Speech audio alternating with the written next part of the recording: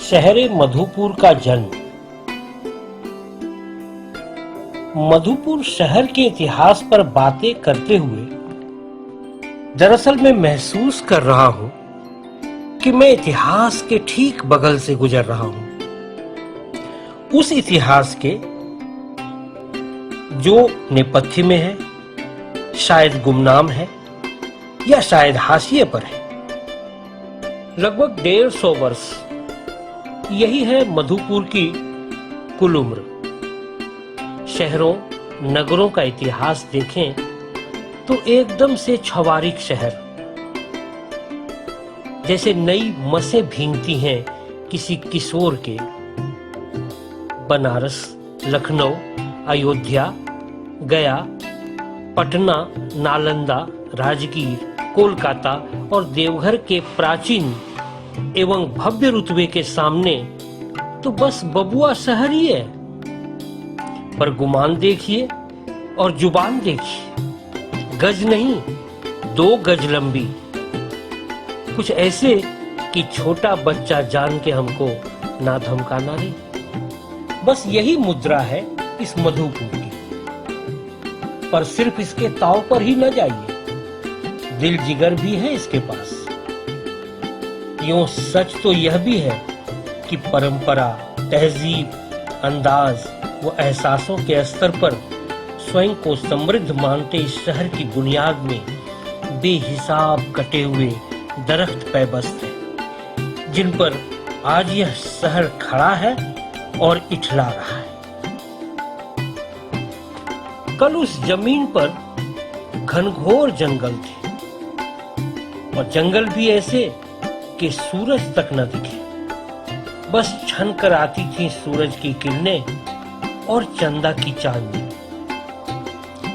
आज का यह गांधी चौक, 52 बीघा, कालीपुर टाउन, ये पंचमंदिर क्षेत्र, थाना मोड़, पत्थर चपटी, शेखपुरा, मीना बाजार, सपहा, चांदमारी, भेड़वा नवाडीह से लेकर टिटैया बांक से पटवाबाद तक जंगल दर जंगल और कहीं कहीं खेत, कुछ कच्ची मिट्टी के झोपड़े झोपड़ियां, पुआल के बने, ताड़ के पत्तों से ढके और कुछ खपड़ों के भी घर।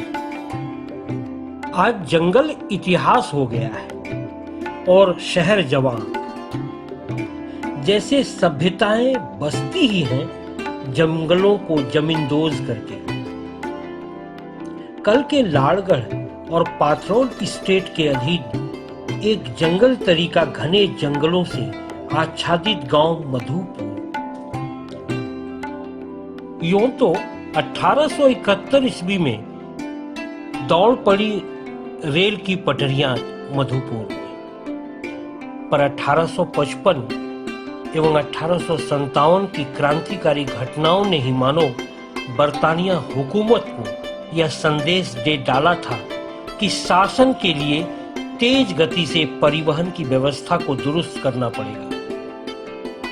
फौज और ताकत के बल पर राज करती ब्रिटिश हुकूमत के लिए रेल एक हथियार थी, और मधुपुर जैसे गुमनाम से गांव उनके उपनिवेश थे, उनकी कॉलोनियां थी। वैसे यह अध्ययन का विषय हो सकता है कि संथाल हूल 1855 या 1857 के राष्ट्रीय मुक्ति संग्राम में मधुपुर आखिर कहां था और उसकी क्या भूमिका थी। मधुपुर मेनस्ट्रीम में था या नहीं, या फिर कुछ सुनी सुनाई, कुछ पैदल वालों, बैलगाड़ी वालों के मार्फत रोहिणी, देवघर, जामताड़ा, दुमका से जुड़े होने का एहसास भरता। खैर जो भी हो, 1871 ने मधुपुर का एक पूरा नक्शा ही बदल डाला। उससे पूर्व मधुपुर सिर्फ एक ग्राम था। जंगलों से आच्छादित पगडंडियों जैसी मटियाही सड़कों वाला एक गांव था, तो हाट भी लगती थी। ठीक जहां पर आज रामचंद्र बाजार है, वहीं 1900 के आसपास आरा से मधुपुर आकर बसे पंडित विद्याधर मिश्र ने व्यक्त किया था कि उस समय हाट सिर्फ 4 घंटे के लिए ही लगा करते थे। मतलब आसपास भयानक जंगल इशारा करते थे कि ग्रामीणों को जल्द घर लौट जाना चाहिए।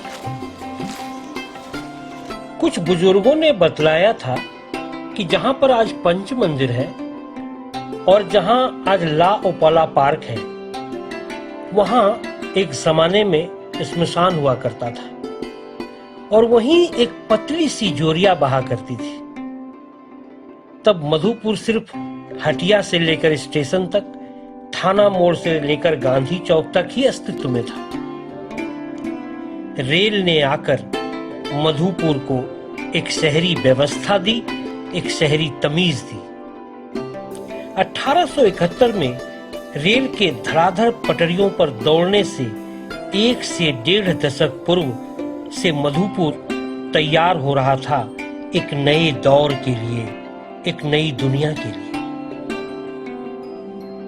कटते हुए पेड़, बिछती हुई पटरियां, आते हुए लोग और बसता हुआ शहर, एक मुकम्मल तौर पर 1871 में एक नए युग का आगाज होता है और मधुपुर एक नई दुनिया में प्रवेश करता है और होता है एक शहर मधुपुर का जन्म।